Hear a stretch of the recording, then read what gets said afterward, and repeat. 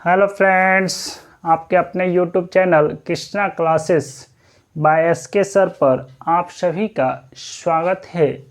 चलिए आज हम लोग फिर से एग्ज़ाम एनालिसिस मैथ्स का जो कि 2 सितंबर 2022 को पूछा गया है उसको देखते हैं।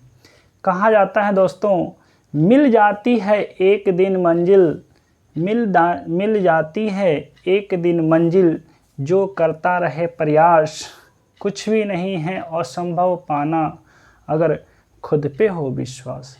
दोस्तों, आप अपने ऊपर विश्वास रखिए, सब संभव है, कुछ भी ऐसा चीज़ नहीं है जो कि असंभव है, सारा का सारा संभव है। तो चलिए हम लोग कुछ क्वेश्चन को देखते हैं। दोस्तों, क्वेश्चन है एक ट्रेन का पूछा है लंबाई कितनी है, और वह ट्रेन जो है कोई ट्रेन 24 सेकेंड में किसी खंभे को पास कर रही। क्वेश्चन है दोस्तों, कोई ट्रेन 24 सेकेंड में किसी खंभे को पास करती है और ट्रेन की स्पीड दिया है, ट्रेन का स्पीड दिया है दोस्तों, यह 48 किलोमीटर प्रति घंटा दिया है, और टाइम जो दिया है दोस्तों, टाइम दिया है दोस्तों 24 सेकेंड, और किसी खंभे को पार करी है ना, किसी खंभे को पार करती है। तो समझिएगा दोस्तों, हम बताए थे कोई ट्रेन अगर वह किसी खंभे को पास कर रही है, किसी व्यक्ति को पास कर रही है, या किसी वृक्ष को पास कर रही है, या किसी पोल को पार कर रही है, इसका मतलब हो गया दोस्तों ट्रेन खुद ब खुद अपनी दूरी पार करती है। आप जानते हैं दोस्तों, ये खंभा है और ट्रेन यहाँ से चली हुई है, और ये इंजन है, ये लास्ट बोगी है। जब यह निकल जाती है तो इंजन का लास्ट बोगी यहाँ हो जाता है और इंजन यहाँ निकल जाता है। मतलब ये ट्रेन यहाँ से यहाँ तक जो पार करी, ट्रेन खुद ब खुद अपनी दूरी पार कर रही है। ठीक है दोस्तों, ये समझ में आ गया होगा। तो आपको पता होगा दोस्तों, डिस्टेंस बराबर ना, डिस्टेंस बराबर स्पीड इनटू टाइम होता है, अर्थात दूरी बराबर चाल गुना समय होता है दोस्तों। तो आपको दूरी निकालना था, अर्थात ट्रेन की लंबाई निकालना था। कितना दिया है, चाल 48, ये 48 किलोमीटर प्रति घंटा में है दोस्तों। टाइम दिया है सेकेंड में, और ट्रेन की लंबाई मीटर में निकलेगी, तो आप इसको किलोमीटर प्रति घंटा को मीटर प्रति सेकेंड में बदल लीजिए। तो आप जानते हैं दोस्तों, किलोमीटर प्रति घंटा में अगर 5/18 से गुना कर दे तो यह मीटर प्रति सेकेंड प्राप्त हो जाता है, और मीटर प्रति सेकेंड में अगर 18/5 से गुना कर देते हैं तो किलोमीटर प्रति घंटा प्राप्त हो जाता है। ठीक है दोस्तों, तो यह 48 मीटर प्रति सेकेंड में बदलना है, 5/18 से गुना कर देते हैं। 5/18 से गुना कर दिए मीटर प्रति सेकेंड, और समय दिया है दोस्तों 24, समय दिया है 24 सेकेंड। कटा दीजिए, 6 से कटेगा 6 × 18, 6 × 4 = 24, 3 से कट जाएगा 16 बार में दोस्तों, 16 × 5 = 80, ये हो गया 16 × 5 × 4। इसका मतलब हो गया दोस्तों, इसको लिख सकते हैं 320 मीटर, 320 मीटर हो गया दोस्तों। ठीक है, दूसरा क्वेश्चन देखते हैं दोस्तों। दूसरा क्वेश्चन दिया हुआ है कि क्वेश्चन है दूसरा दोस्तों, एक पहला है, ये दूसरा है 0.784 रेकनिंग दिया है, इसको P/Q के रूप में लिखना है। ये P/Q के रूप में लिखना है। समझिएगा दोस्तों, ये बार है, रेकनिंग है, जितने पे रेकनिंग होता है इसको कुछ नहीं करना है। सबसे पहले 784 लिख देना है दोस्तों, 784 लिख दिए। जितने पे रेकनिंग है, बार है, उतना बट्टा में कितना कर देना है, 999 कर देना। जितने पे रेकनिंग होगा उतना 9, दो ठो रेकड़ी हैं, दो पे है तो 2 ठो 9 लिख दिए। इसके सामने रेकड़ी नहीं है जिस पे कुछ भी नहीं है, वह क्या हो जाता है, माइनस हो जाएगा, और उसके बदले में क्या आ जाता है दोस्तों, 0 आ जाता है। तो ये हो गया दोस्तों 777 बटे में 990, यही आपका आंसर होगा P/Q के रूप में। ठीक है दोस्तों, समझ में आ गया होगा। क्वेश्चन है दोस्तों, आगे देखते हैं। ए और बी का सम दिया है, ए और बी का सम दिया है दोस्तों, ए और बी का सम 35 दिया है। ए प्लस बी का योग दिया है दोस्तों 35, ए प्लस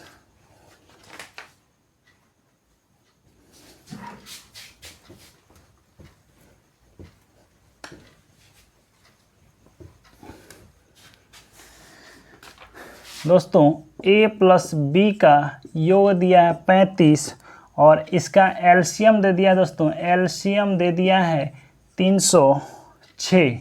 तो बोला है a और b ना, a क्या है, a बराबर वाट, b बराबर वाट, मतलब दोनों संख्या क्या होगा, दोनों संख्या a और b क्या होगा। ठीक है दोस्तों, तो यहाँ पे अगर आपके पास ऑप्शन जानकारी रहेगा तो आपके लिए आसान हो जाएगा दोस्तों। ऑप्शन को रख के ये मेरा चेक करना आसान हो जाएगा कि a का वैल्यू और b का वैल्यू दोनों रख देंगे, दोनों का सम अगर 35 हो गया तो ठीक है, और उसका एलसीएम 306 हो गया तो ठीक है। अन्यथा इसको आप इस प्रोसेस से कर सकते हैं, इसको फैक्टर कर लीजिए, 306 को तोड़ दीजिए दोस्तों, 306 को तोड़ देना है। अगर इसको आप 2 से तोड़ते हैं तो ये हो जाएगा 15, 153 दोस्तों। ठीक है, इसको फिर 3 से तोड़ दिए, ये 51 बार में, फिर ये 3 से टूटेगा 17 बार में। अब तो टूटेगा नहीं दोस्तों, इसका मतलब हो गया 2 गुना 3, 6, 6 तिया 18 ना। अगर a का वैल्यू 18 और b का वैल्यू 17 करते हैं, जोड़ने पे क्या 35 भी पूर रहा है, और 18 गुना 17 करते हैं तो एलसीएम 306 भी पूर रहा है। तो मेरा आंसर या तो 18 और 17 दोनों हो जाएगा। ठीक है दोस्तों, ये समझ में आया होगा। एक क्वेश्चन और भी था,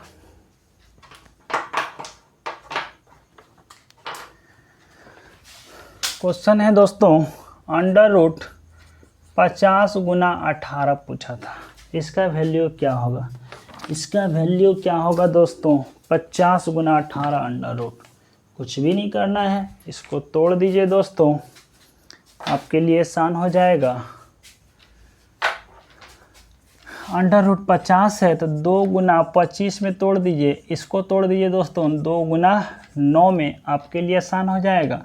ये 2 ठो 2 हो गया, 1 ठो 2 बाहर निकल जाएगा, 25 का निकल जाएगा 5 और 9 का निकल जाएगा दोस्तों 3, तो ये मेरा आंसर हो जाएगा 30। ये मेरा आंसर हो जाएगा दोस्तों 30।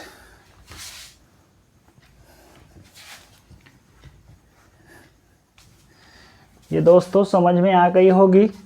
आगे क्वेश्चन है दोस्तों, एक किसी काम को, टाइम एंड वर्क से एक क्वेश्चन पूछा हुआ है दोस्तों।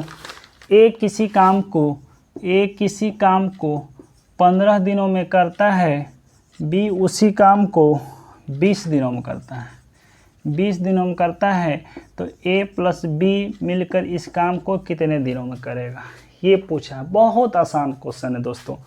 अब कुछ नहीं करना है, ए का वैल्यू 15, बी का वैल्यू 60 दिया है दिन में, इस दोनों का एलसीएम ले लीजिए, एलसीएम ले लिए दोस्तों तो ये 60 हो गया। मान लीजिए कि 60 काम करवाना है दोस्तों, मान लीजिए आपको 60 काम करवाना है। अगर एक काम करता है तो बोलता है 15 दिन का समय लगता है, इसका मतलब हो गया दोस्तों एक दिन में जो काम कर रहा होगा 60/15 अर्थात 4 काम कर रहा होगा। ये जो कर रहा होगा दोस्तों एक दिन में 4 काम कर रहा था, ठीक है। और यही 60 काम करने में बी को 20 दिन का समय लगता है, यही 60 काम करने में बी को 20 दिन में काम समय लगता है। इसका मतलब 60/20, इसका मतलब हो गया दोस्तों 3 वर्क जो है एक दिन में कौन कर रहा है, बी कर रहा है। कितना कर रहा है, 3। इसका मतलब दोस्तों जब दोनों एक दिन में करता होगा तो 4 3 7 काम करता होगा। तो टोटल काम जो करने में जो समय लग रहा है दोस्तों 60/7 डेज लग रहा है। ए प्लस बी जो करेगा दोस्तों 60/7 दिन में करेगा। समझ में आ रहा होगा। जब एक दिन में 4 3 7 काम तो 60 काम करने में कितना, तो 60/7 काम। ठीक है दोस्तों, ये हो गया। एक सिलेंडर से क्वेश्चन पूछा है दोस्तों, बेलन से क्वेश्चन पूछा है दोस्तों। एक बेलन है जिसकी ऊंचाई दिया है, हुआ है ऊंचाई, बेलन की ऊंचाई दिया है दोस्तों 24 सेंटीमीटर और आर त्रिज्या दिया है दोस्तों, 7 सेंटीमीटर और total surface area total surface बेलन का वक्र पृष्ठीय क्षेत्रफल पूछा है दोस्तों। तो टोटल सरफेस संपूर्ण पृष्ठीय क्षेत्रफल संपूर्ण पृष्ठीय क्षेत्रफल TSA टोटल सरफेस एरिया पूछा है दोस्तों। आपको पता होगा टोटल सरफेस एरिया जो होता है दोस्तों, इसका फॉर्मूला, इसको आप टोटल सरफेस एरिया बराबर 2πRh प्लस में 2πr² लिखा जाता है। ठीक है दोस्तों, जैसे मान लीजिए ये बेलन है दोस्तों, ये वाला और ये वाला, ये टोटल कवर करने में तो 2πRh और ये एक वृत्त यहाँ और एक वृत्त यहाँ का लगा है तो 2πr²। इसी को शॉर्ट में 2πr इंटू में h प्लस r कहा जाता है। इस दोनों में 2πr कॉमन कर लिए, यहाँ r बच गया, यहाँ h बच गया। ठीक है दोस्तों, आपके पास ये दिया हुआ है, ऊंचाई दिया हुआ है दोस्तों और त्रिज्या दिया हुआ है। जब ऊंचाई और त्रिज्या दिया हुआ है दोस्तों तो आप इसको निकाल लीजिए। ऊंचाई दे दिया है दोस्तों 24 और त्रिज्या दे दिया है 7, तो इसका टोटल सरफेस एरिया आपके साथ फार्मूला मालूम हो गया दोस्तों। जब फार्मूला मालूम हो गया तो आप बनाने की कोशिश कीजिए।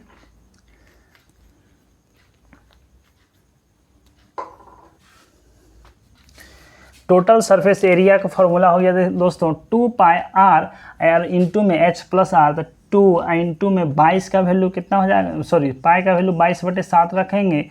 r का वैल्यू देखते हैं दोस्तों 7 दिया है, h का वैल्यू 24 और r का वैल्यू 7 दिया है दोस्तों। आप इसको सॉल्यूशन कर लीजिए, 7 से 7 कट जाएगा, 22 दूना 44 हो गया दोस्तों इधर, और इधर हो गया 24 और 7 31। ठीक है दोस्तों, इसको सॉल्यूशन कर लीजिए। 31 गुना 4 124, 124 के 4 बाकी 12 हो गया, 124 12 136। तो ये आपका आंसर हो जाएगा दोस्तों। ये आंसर 1364 सेंटीमीटर स्क्वायर का येगा, क्योंकि टोटल सरफेस एरिया पूछा है तो एरिया स्क्वायर में होता है, मीटर स्क्वायर में, सेंटीमीटर स्क्वायर में, 1364 सेंटीमीटर स्क्वायर होगा दोस्तों। ये ठीक है, समझ में आया होगा दोस्तों। एक त्रिभुज से क्वेश्चन था दोस्तों, एक ट्रायंगल से क्वेश्चन था, देख लेते हैं उसको। एक ट्रायंगल से क्वेश्चन था दोस्तों, इसमें कुछ नहीं दिया है, आपको हाइट दिया है x, ब्रेथ दिया है x-2 और h हाइपोटेनियस मतलब कि विकर्ण दिया है h+2 दिया है दोस्तों। ठीक है, h+2 दिया है। तो यहाँ पे आपको थोड़ा सा समझना होगा, इसका एरिया पूछा था, एरिया बराबर वाट, क्षेत्रफल बराबर वाट। ठीक है दोस्तों, अब यहाँ आपको थोड़ा सा दिमाग लगाना होगा, ट्रिप्लिकेट याद करना होगा, क्योंकि समकोण त्रिभुज में या किसी भी त्रिभुज को ट्रिप्लिकेट आपको याद है तो बहुत ही आसान होगा, बहुत ही समय बचाएगा। तो आप सभी को याद होगा दोस्तों, 3 है 4 है तो 5 होगा। ठीक है, क्योंकि आपको पता है 3 अगर लंबाई है तो ब्रेथ क्या होगा, 4 होगा, हाइपोटेनियस क्या होगा, 5 होगा ना। 3 का स्क्वायर जोड़ 4 का स्क्वायर बराबर में 5 का स्क्वायर। ठीक है दोस्तों, क्योंकि आपको पता है h का स्क्वायर बराबर p का स्क्वायर जोड़ r का स्क्वायर होता है। पाइथागोरस प्रमेय से। ठीक है, दूसरा देख लेते हैं, यही 6 हो जाता है, 8 हो जाता है, तो ये क्या हो जाएगा 10 हो जाएगा। तो शायद यह बात फॉलो कर रहा है दोस्तों। ठीक है, अगर x का वैल्यू अगर मान लीजिए 8 रख देते हैं तो 8 - 2 ये 6 हो जाएगा, 8 + 2 ये 10 हो जाएगा। तो सारा का सारा बात क्लियर हो गया दोस्तों। तो एरिया का फॉर्मूला होता है एरिया बराबर 1/2 b × h होता है दोस्तों। तो 1/2 b का वैल्यू 6, h का वैल्यू 8 ना, 2 से कटा देते हैं दोस्तों। यह 3 बार में, इसका मतलब 8 या 24 सेंटीमीटर स्क्वायर हो जाएगा। ठीक है दोस्तों, ये समझ में आ गया होगा। एक आयत से भी क्वेश्चन पूछा है दोस्तों, एक आयत से क्वेश्चन पूछा है। देखिए दोस्तों, एडवांस का भी कुछ क्वेश्चन डाल रहा है, अलजेब्रा से, बेलन से, आयत से, आप गोला से भी डाल सकता है। तो उसका भी फार्मूला कम से कम जरूर याद रखिएगा, ताकि उससे रिलेटेड जो भी क्वेश्चन पूछे आप बना पाइएगा। देखिए दोस्तों, आयत दिया है और आयत का बोला है लंबाई और चौड़ाई का ना, लंबाई और चौड़ाई का अनुपात दोस्तों दिया है 3:1 और परिमाप दिया है दोस्तों ना, परिमाप पेरीमीटर दिया है दोस्तों, ये दे दिया है 48। ठीक है दोस्तों, तो लंबाई और चौड़ाई का अनुपात दिया है दोस्तों, तो इसका मतलब L और B का अनुपात 3:1 दिया है, जिसको 3x भी बोल सकते हैं, इधर x भी बोल सकते हैं। तो परिमाप जो होता है दोस्तों, यह आयत होता है, समझिएगा, ये आयत होता है। तो ये दोनों भुजा समान होती है और ये वाली भुजा दोनों क्या होता है, समान होता है। तो इसको पेरीमीटर का फॉर्मूला कहेंगे 2 × L + B बराबर कितना दे दिया है दोस्तों 48। L + B, L का वैल्यू 3 तो B का वैल्यू 1 ना दोस्तों। ये 2 से 2 कटाते हैं 24, इसका मतलब 3x प्लस में x बराबर 24। तो ये हो जाएगा दोस्तों 4x बराबर 24, तो x बराबर कितना हो जाएगा दोस्तों 6, x बराबर 6। तो पूछा है क्या दोस्तों, आधार का ना चौड़ाई कितनी है, किसी भी आयत का चौड़ाई कितनी है। तो चौड़ाई जो हो जाएगा दोस्तों x ही है, क्योंकि x क्या है, चौड़ाई है, ब्रेथ है 1 अनुपात में। तो चौड़ाई जो हो जाएगा दोस्तों, चौड़ाई जो होगा 6 सेंटीमीटर होगा, 6 सेंटीमीटर होगा। दोस्तों, यह वीडियो आप लोग को कैसा लगा?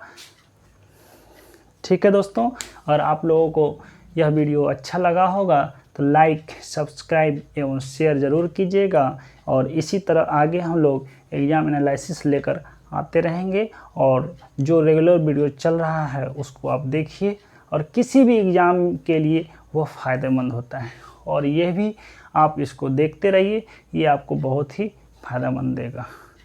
Thank you.